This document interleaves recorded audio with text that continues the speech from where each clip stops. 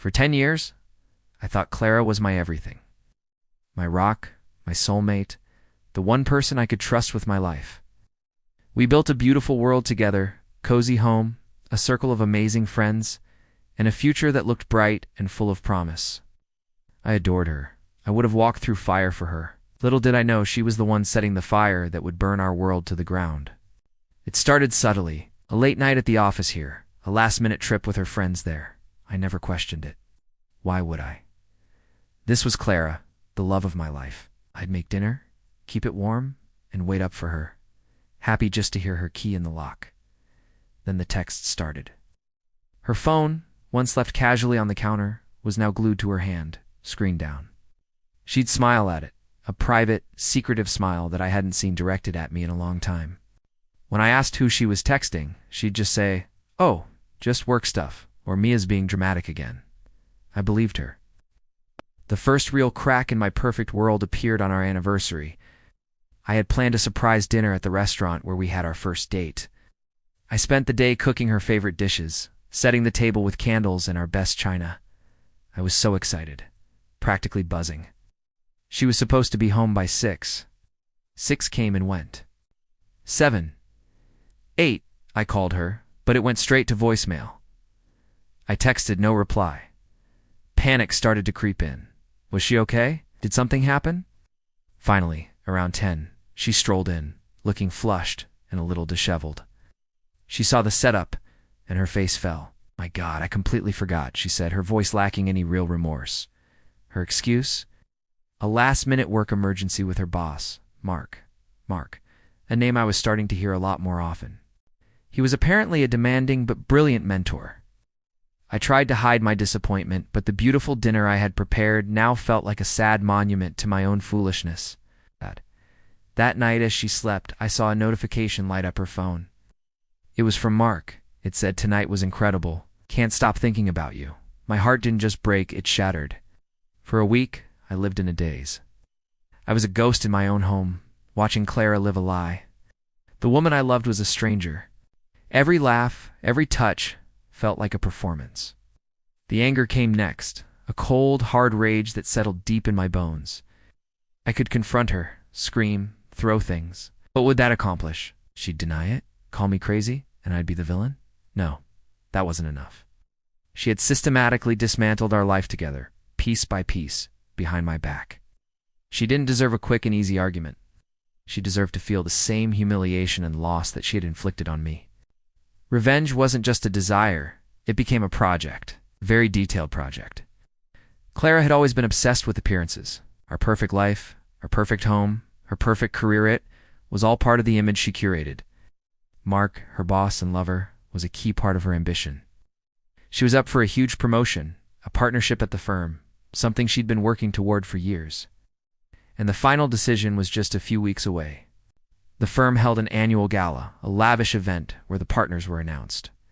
It was the social and professional peak of the year, and that's where I decided my finale would take place. I started gathering evidence. I set up a small, discreet camera in our living room. It was easier than I thought. The footage was devastating. Captured them together in our home, on our sofa. They talked about their future, about how they'd tell me after the promotion was secure. They laughed about how clueless I was. Every clip was a dagger to the heart, but it was also ammunition.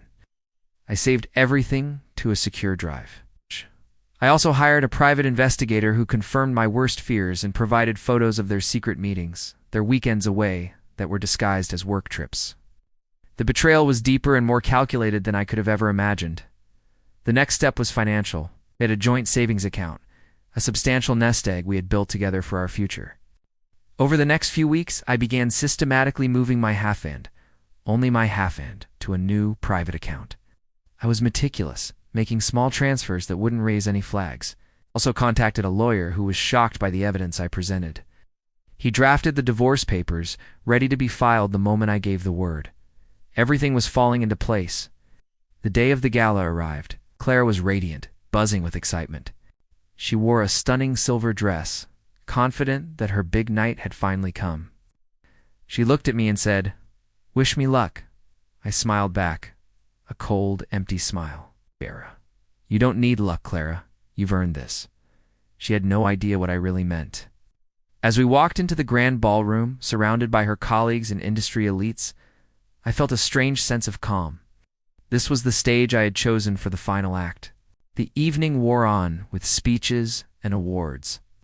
Finally, the CEO took the stage to announce the new partners.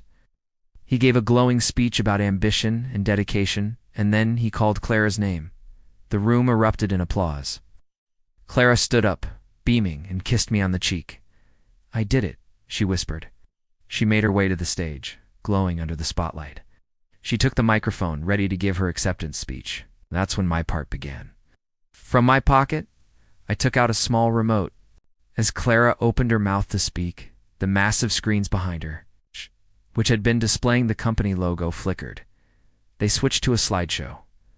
My slideshow. The first image was a photo from the PI of Clara and Mark, kissing passionately outside a hotel. A gasp went through the crowd. Clara froze, her face turning pale. The next image was a still from the living room camera, them laughing on our couch. Then a screenshot of their texts. "Can't wait to be done with him." One of hers read, "Soon," he replied. The room fell into a dead, shocked silence. All eyes were on Clara. Then Mark, who looked like he wanted the floor to swallow him whole. Clara stared at the screen, then at me. The look in her eyes wasn't just shock. It was the horrified realization of complete and utter ruin. Her perfect image, her career, her reputation, all incinerated in a matter of seconds. She stumbled off the stage, whispering my name, but I just looked at her, my expression blank. The CEO was already on the stage, calling for security, his face a mask of fury. I didn't wait to see the rest. I calmly walked out of the ballroom, leaving the chaos behind me. As I left, I sent a single text message to Clara. It was a link to a website I had created. The password was liar. On the site was every piece of evidence I had collected, every video, every photo, every text message, along with a final note. You wanted a new life? Now you have one. The divorce papers will be served tomorrow. Driving away from that building, I didn't feel joy or even satisfaction. I just felt empty. The love I had for her had been replaced by a wound so deep that revenge was the only way I knew how to stitch it closed.